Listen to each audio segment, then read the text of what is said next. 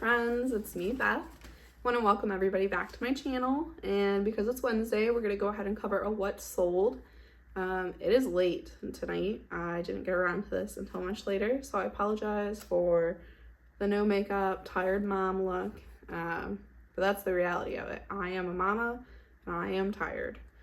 We're going to go ahead and cover my sales from February 25th to March 2nd. There aren't that many of them, and that's okay. It is tax season, and I've watched a lot of other resellers say like their closets have been crickets. A lot of people are getting money back and they're paying off debt.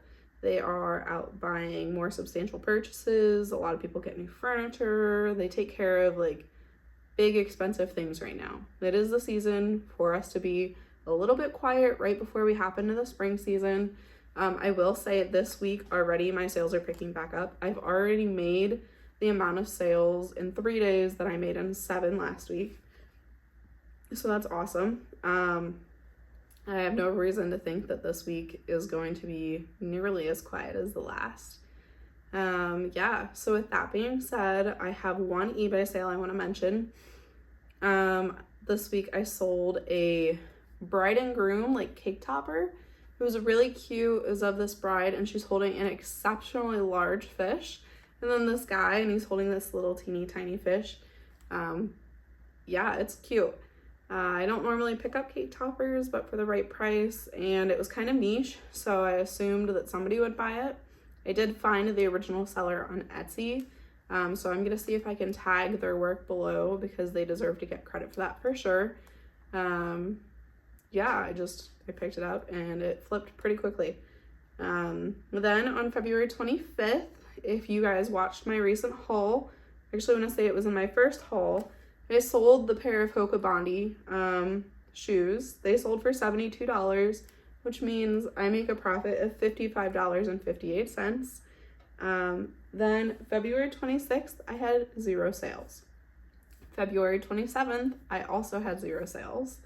And then February 28th rolled around and I sold a pair of Danskos. They were the Jacinda style. They were a size 5, so I sat on them a little longer, but I picked them up for a really cheap price and they were brand new. I couldn't skip on them, so they sold for $40 and I profit $32. Then I picked up a designer by the name of Tadashi Shoji. If you don't know that brand, you should be looking for it. I will say Tadashi's dresses and like gowns sell for significantly more money. All of the Tadashi dresses that I have had have been like plain, simple lace, solid color. Those will sell between $35 and $50. Every single one I've had in my closet has sold. And I'm constantly looking for them. So this particular dress was just a black dress. It sold for $35 and I make $28. And then February 29th, I had one sale. If you watched last week's haul, I went ahead and shared with you guys a pair of Birkenstock slides that I picked up. Those Birkenstock slides are gone, guys. I mean, like that, listed, gone in less than 7 days. I did sell them for $25. If you didn't watch last week's video, I'll put the picture up here. They were just the foam slides, so they weren't super expensive. Nothing crazy, but I picked them up, I'm gonna say for like $8. Sold for $25, which means I profit $20. And then March 1st, I had 0 sales. And then March 2nd, I had 1 sale. I sold a Figs scrub top. It was pink and short sleeved. A girl hopped into my closet and she said, "Is this the raspberry sorbet color?" So I got on the Figs website because usually I will look up what color it is, and I could not discern between the certain colors of pink. Figs has a lot of very similar colored pinks, and I was like, honestly, I can't guarantee it's the raspberry sorbet, but it's definitely the closest to their photos online. So I would say yes, it's probably the raspberry sorbet. So she offered me $20 for it, and I make a profit of $16. I think something to note about Figs is that it's not selling nearly as well as it used to. And I think that's because a lot of people have learned the brand. So the market is very saturated with Figs like plain scrubs. However, if you find a significant piece like a jacket or a pullover or something that's even retired from Figs's line that people are really looking for and it's heavily sought after, those are definitely the things I would be picking up and listing in my closet. If not, I would be buying Figs at like half off prices, or if you're at a place where it's like 99 cents to just a couple of bucks, then Figs is still gonna sell consistently. Nurses and doctors and estheticians and all sorts of people wear Figs. So it's still a good brand to be picking up, just selling for less money. Yeah. So that means that my total profit this week was about $181. Nothing crazy, nothing to write home about, but $181 is a bill, guys. Yeah, it's about consistency. The more you list, the more you sell. The harder you work, the better your business is going to be. But sometimes the reality is it's just crickets, and that's okay.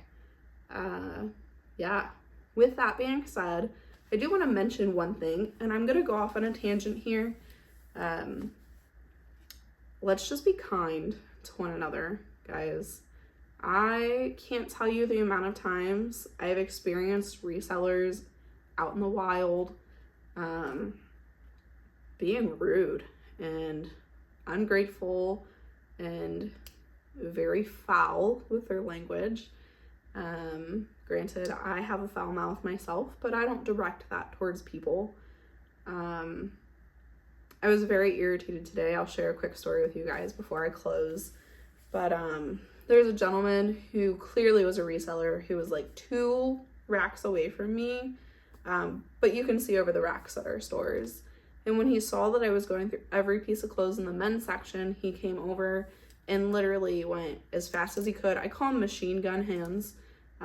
I have machine gun hands in the women's section, but in the men's section, I don't know it nearly as well.